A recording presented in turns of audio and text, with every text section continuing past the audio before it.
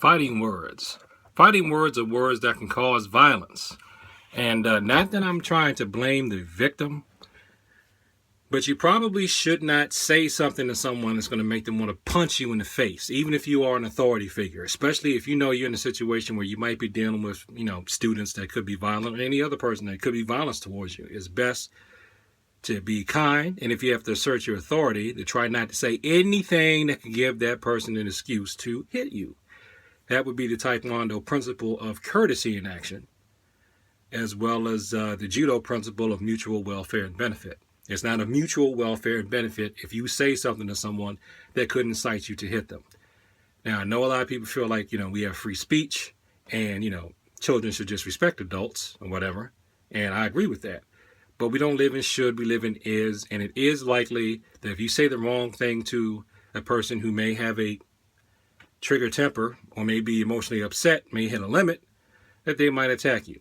So what I'm going to do is I'm going to put a link to two things. There's a video, it's about fighting words. It's got a much more sophisticated explanation of what I gave here that talks about laws in California. I'm not in California, I'm in Maryland, but I think the principles are probably universal. I'm going to put a link to that video.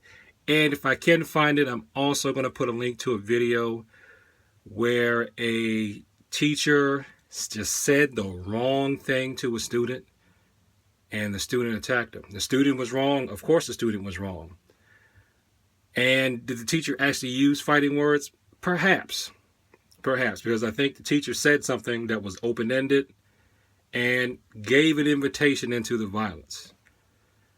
I have a video that I did called The Philosophy of One-Step Sparring. I really wish that thing had more views, because in that video I'll go into how the one-step sparring exercise from classical Taekwondo and classical karate, to me, really illustrates how ego-driven fights start. How you have to yell for the attacker to come at you. The attacker indicates they're going to attack with a down block and yell, and they don't attack until you respond back with your own yell or you're getting ready. Okay, now in more advanced one steps, they yell and they come at you, or they just come at you with no warning. But in your basic one step, that shows, in my opinion again, how basic ego-driven fights start. So search for that video and take a look at it and give me your thoughts. Peace.